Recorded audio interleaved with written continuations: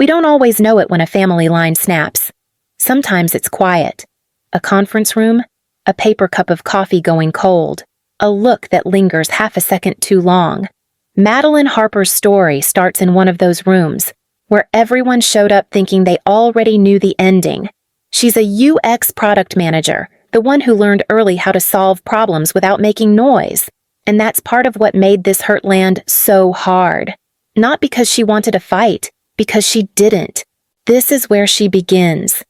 I got there 10 minutes early and still ended up sitting like I was late. Luke was already inside with Brianna. Both of them angled toward the head of the table like it belonged to them. My parents sat close together, shoulders squared, faces fixed in that public family way they wore at church. Nobody stood up when I walked in. Daniel Mercer shook my hand at the door, professional and calm. Madeline, thanks for coming in. Mom's smile didn't reach her eyes. There you are. Luke glanced up, then back to his phone. Hey. Brianna's voice came sweet and tight. Hi, Maddie. I took the chair farthest from Luke without thinking about it. My hands were dry. I rubbed my thumb over my ring finger like there was something there. Daniel opened a folder and slid a document into the center. I'm going to read Walter Harper's will as executed. This is a probate matter filed in Franklin County. Dad cleared his throat. We understand. Daniel kept going. Steady. The primary residence on Briarwood Lane is devised to Madeline Harper. Luke made a small sound, almost a laugh, but it died in his throat. Daniel didn't look up. The brokerage account is devised to Madeline Harper in the amount of $512,000. Mom's head turned toward me like it was a reflex, not a choice. Daniel continued. The inherited traditional individual retirement account is devised to Madeline Harper in the amount of $138,000. Luke's chair scraped back an inch. Brianna's hand went to his forearm. Daniel flipped a page. The boat, a 1968 Chris Craft, is devised to Luke Harper. Luke stared at the table like it had insulted him. Dad's voice came low. That can't be right. Mom leaned forward. Words clipped. Walter would not have meant it like that. Luke finally looked at me, jaw working. This is not what you think it is. I didn't say anything. My throat felt locked. I watched Daniel's pen rest on the paper, perfectly still, like he'd seen this exact moment 100 times. We've heard the silence that follows a sentence like that. It isn't empty. It's crowded. Daniel's tone stayed even. There is also an addendum. I'll address that next. Luke's face tightened. Read it. Mom turned toward Daniel, then back to me. Madeline, be reasonable. My voice came out smaller than I wanted. Just read what he wrote. And in that second, I understood something I hadn't understood in 32 years. They weren't waiting to hear my grandfather's wishes. They were waiting to hear whether I would hand them back control. If you want to stay with Madeline through what comes next, you can follow Revenge Sins for more family stories and revenge stories. Daniel adjusted his glasses and turned the page. The room felt smaller somehow. There is an addendum dated 18 months prior to Walter Harper's death. He began. It addresses prior financial distributions. Luke leaned back, arms crossed. What distributions? Daniel didn't react to the tone. During a period when Dennis Harper held durable power of attorney, certain transfers were made from Walter Harper's accounts to Luke Harper. The total documented amount is $96,400. My dad went still, not shocked, just still. Mom blinked hard. That was help. Family help. Daniel continued, steady. The addendum states that those funds are to be considered advancements against inheritance and equalized accordingly in the final distribution. Luke let out a sharp breath. Equalized, Daniel slid a copy across the table. Walter's words. Luke grabbed it, scanning. His jaw tightened. This makes it look like I took something. Dad finally spoke. That was money for tuition. For the house down payment. We discussed that. Daniel's tone didn't change. The addendum reflects that Walter later chose to treat those transfers as advancements. That was within his legal authority. Mom turned to me. You knew about this? No, I answered quietly. I didn't. Luke looked up from the paper. You had to know. You were the one visiting him last year. I visited my grandfather. You were there alone. Daniel stepped in before it could spiral.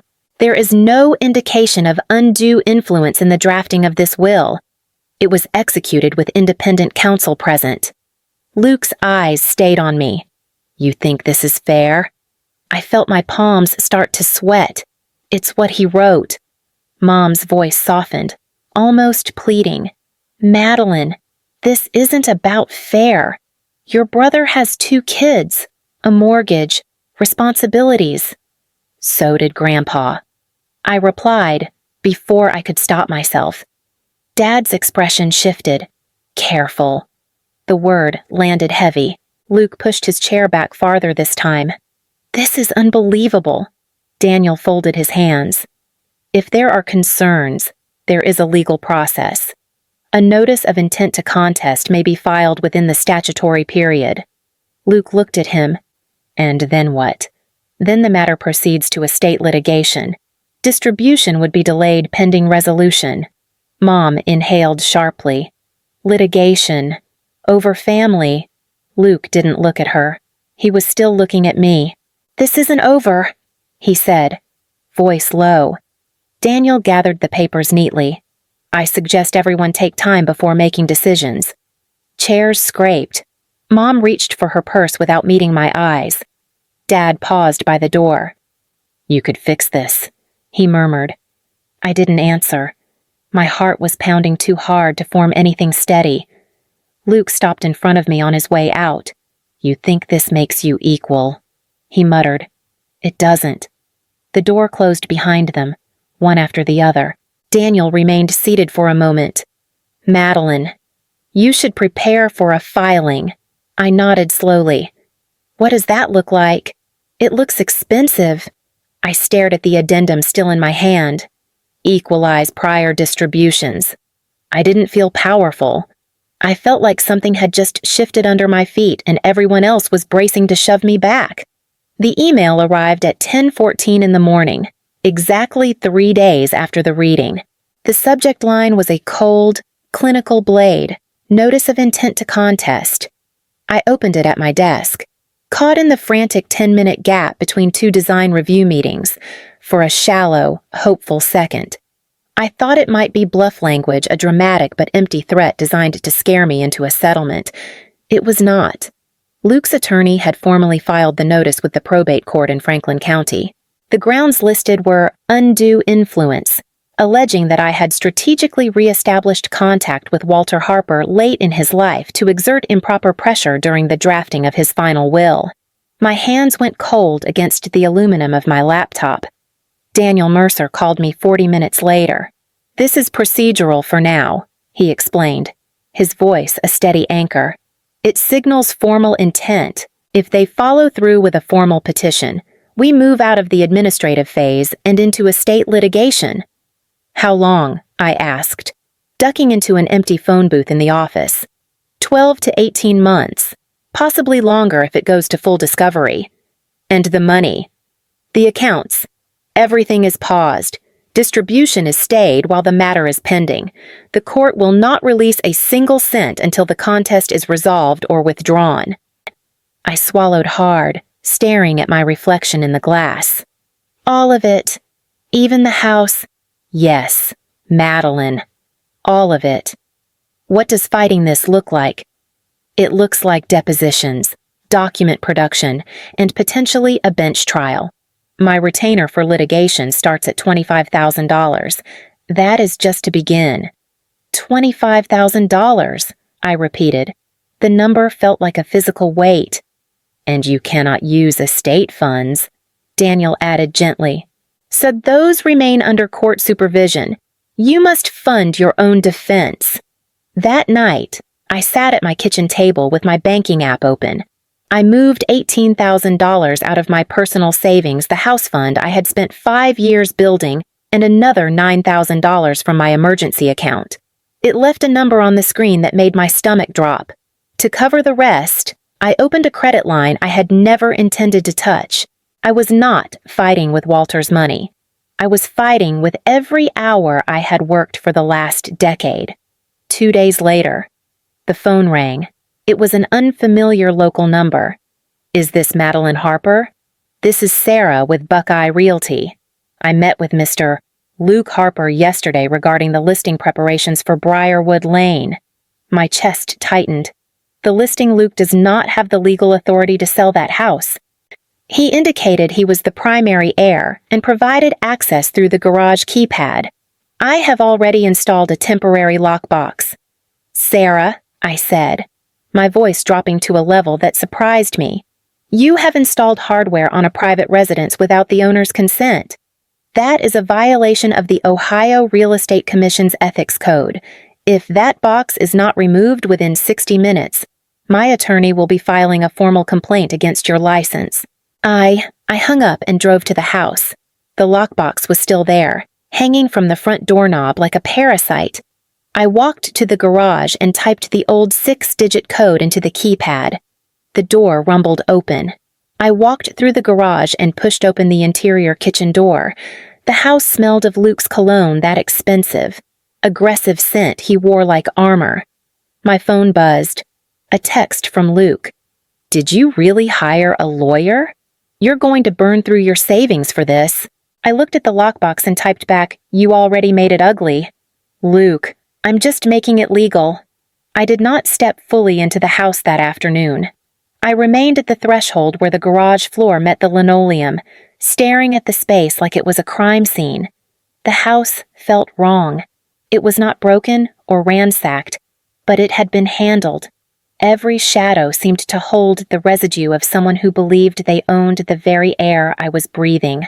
I walked back outside and took high-resolution photographs of the realtor's lockbox from 3 different angles. I captured the keypad, the door frame, and the intrusive hardware hanging from the knob. I sent them to Daniel immediately. He called within 10 minutes. "Do not remove any remaining hardware yourself," he instructed, his voice tight. "The realtor already pulled the box after your call, but the unauthorized entry is documented. I am drafting a cease and desist as we speak." He used the 6-digit garage code from 3 years ago. "Daniel, that is helpful. It establishes a clear record of unauthorized access.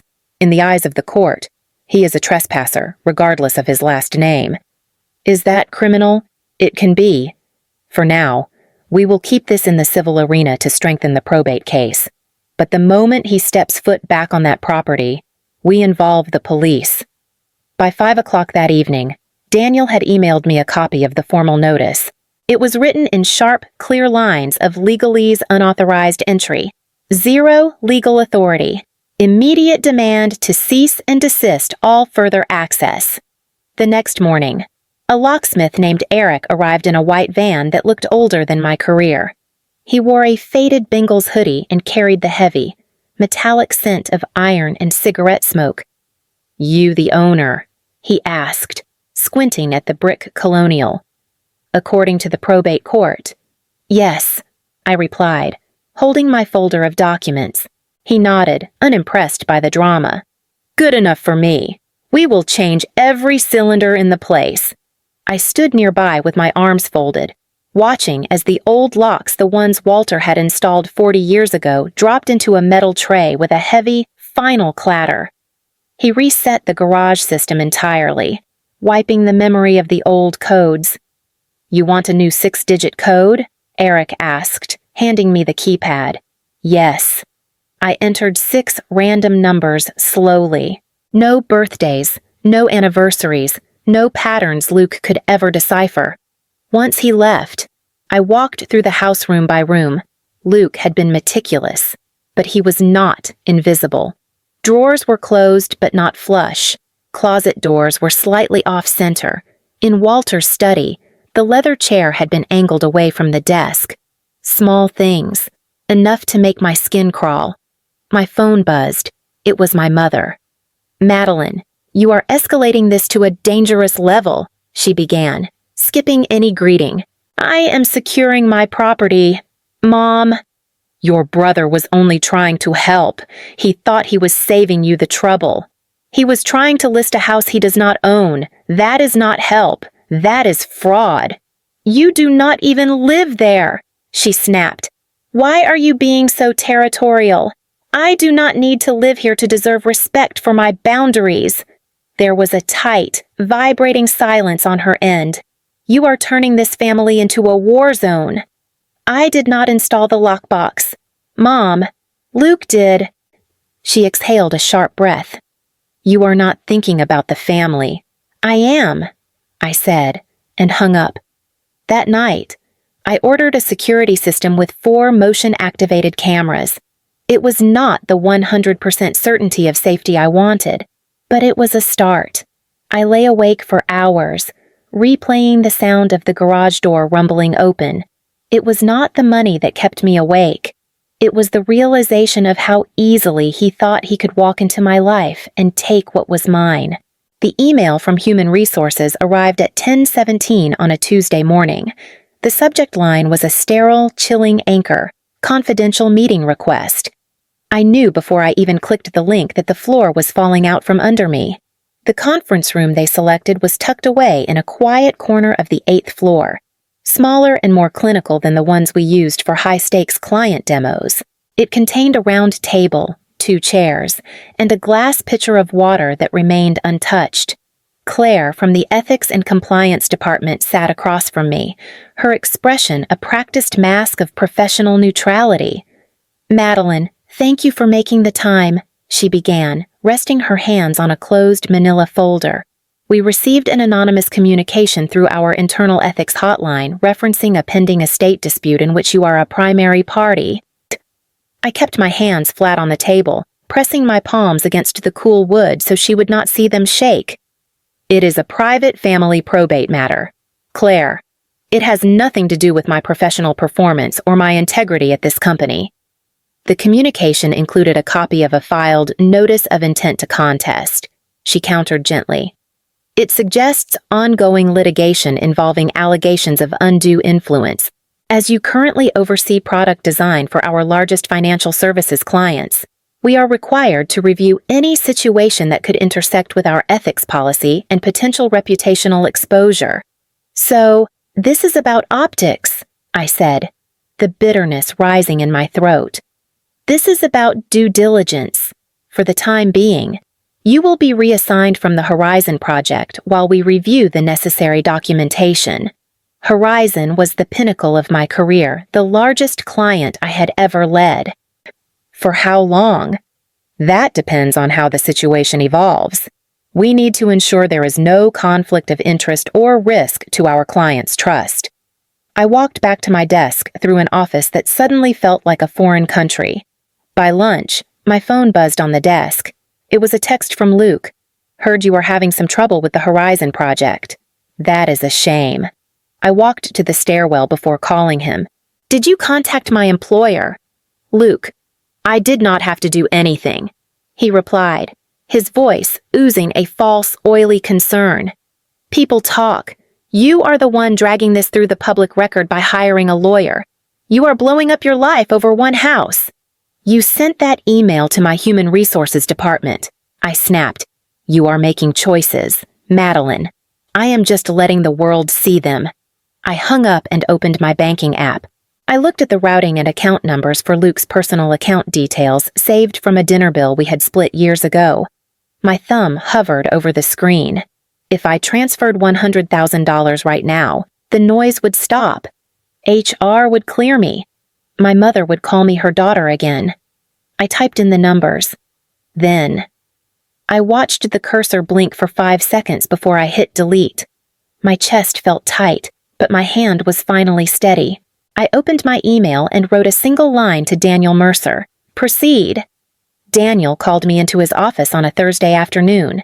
His tone over the phone had been meticulously neutral, a professional guard that usually signaled a development of significant weight. When I walked in, a thick manila file sat open on his mahogany desk. organized with multicolored tabs and highlighted sections.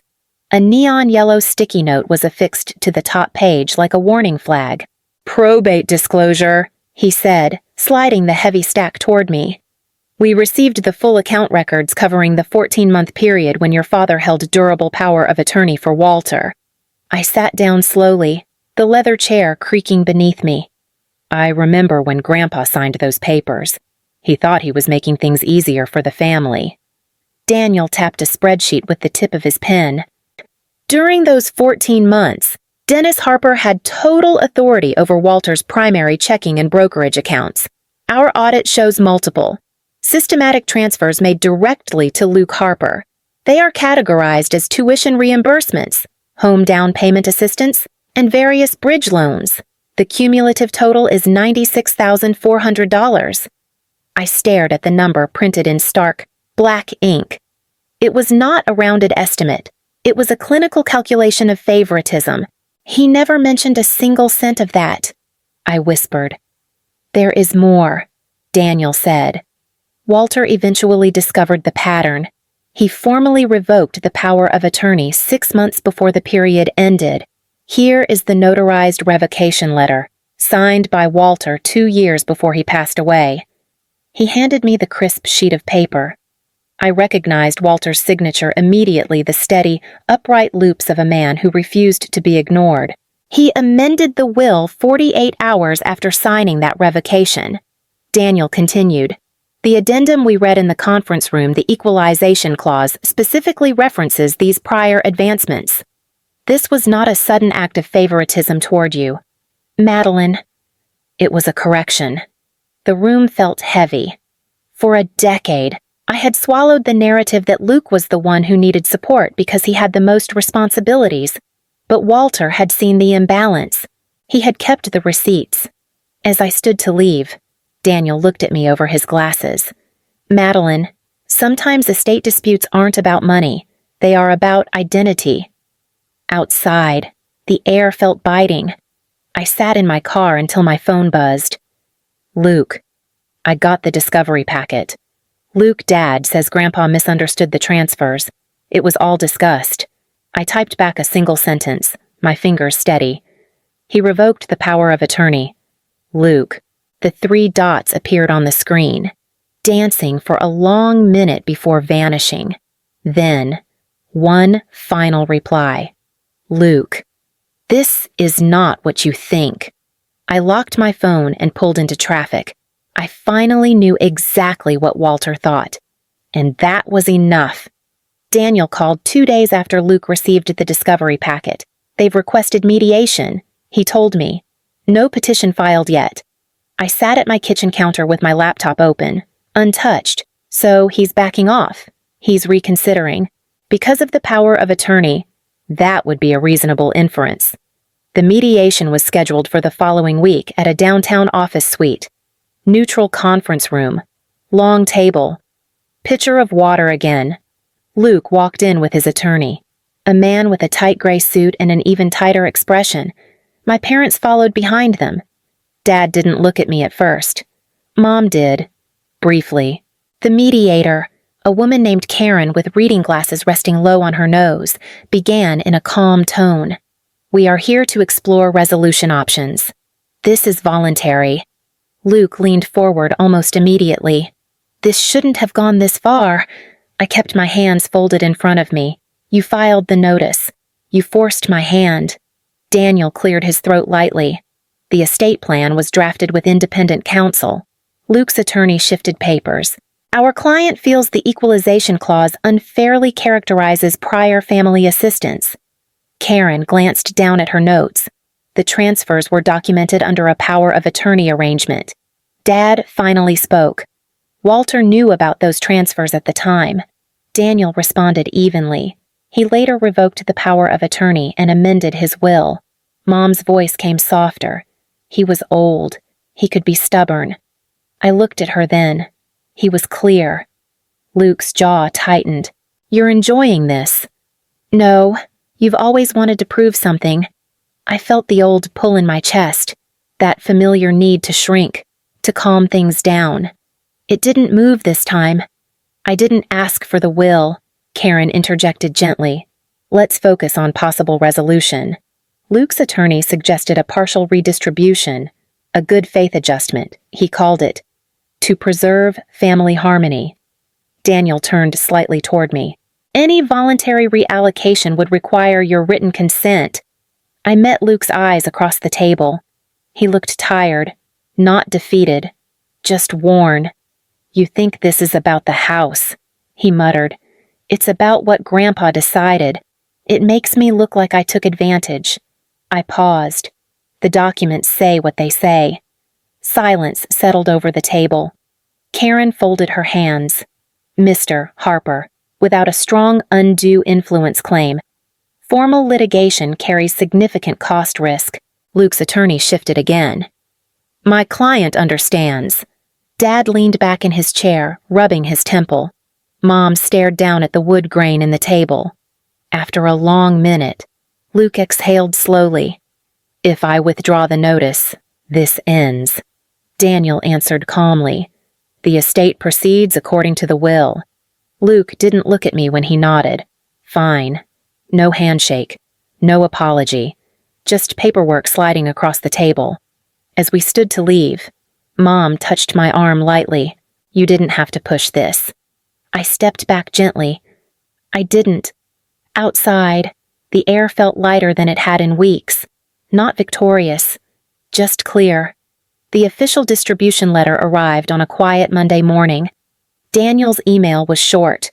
The statutory period has closed. The estate will proceed with transfer of title and account distribution this week. I read it twice before it fully landed. By Friday. The deed to the Briarwood property was recorded in my name. Daniel forwarded the confirmation from the county recorder. The brokerage account transferred into an account under my control. The inherited traditional individual retirement account was retitled properly as a non-spouse inherited account, subject to the 10-year distribution rule. Everything clean. Documented. Final. It didn't feel dramatic. It felt administrative. I drove to the house that evening with a cardboard box in my passenger seat. Just basic things. Paper towels. A lamp. A change of clothes. When I unlocked the door with the new key, it made a soft click. Normal. Uneventful. The living room still smelled faintly like old wood and dust. I set the box down on the floor and stood there for a minute, listening to nothing. My phone buzzed. Dad. I let it ring once more before answering. We saw the recording notice. He began. Yes. So that's it. That's it. There was a pause on his end. I could hear him breathing. You could share some of it. I'm not required to. That's not what I meant. I leaned against the wall near the entry. Then what do you mean? It doesn't have to divide us. It already did. He didn't argue with that. Mom's voice filtered faintly in the background. I couldn't make out the words. Dad lowered his tone. Luke's struggling with how this looks. He filed the notice. He thought he was protecting something. From me. Silence again. We didn't expect this. He added quietly. I know. We ended the call without resolving anything. No raised voices. Just unfinished space. I walked through the house slowly after that. The study still had Grandpa's old desk. A stack of unopened mail sat on the corner, addressed to Walter Harper in careful block letters. I picked up a framed photo from the bookshelf. It was the one of us from years ago. I must have been 20. He had his arm around my shoulder. I remembered something he once told me on that porch. You were never small, Maddie. You just stood in the wrong room. At the time, I'd laughed it off. Now it felt different. My phone buzzed again. Luke, one line. I'm not fighting it anymore. I typed back slowly. I know. He didn't respond. I set the phone down on the desk and opened the front windows. Cool air drifted in, carrying the smell of cut grass from somewhere nearby. The house didn't feel like a battlefield anymore. It felt empty, not hollow, just waiting.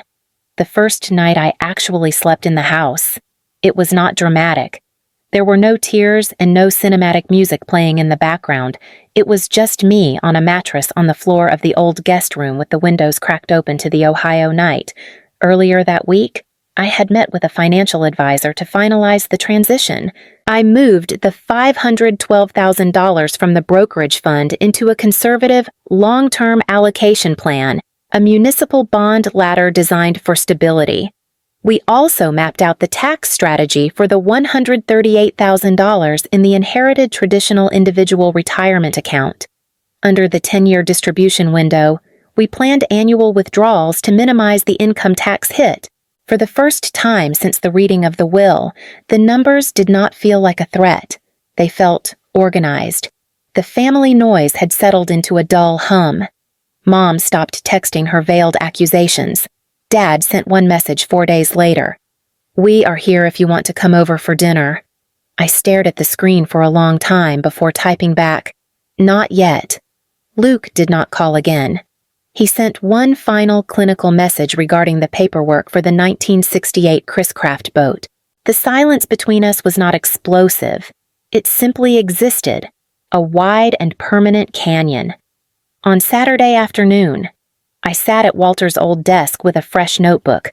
I wrote out a vision for the Harper House Foundation. The house did not need to be flipped, sold, or divided to satisfy a debt that was never mine to pay. It just needed to be used. I realized then that for 32 years, I had been shrinking myself to fit into whatever room my family assigned to me. This house was not proof that I had won a war. It was proof that Walter had seen me clearly when I felt invisible. Madeline Harper no longer needed to ask for permission to take up space. The shift was small to the world, but inside, it was permanent.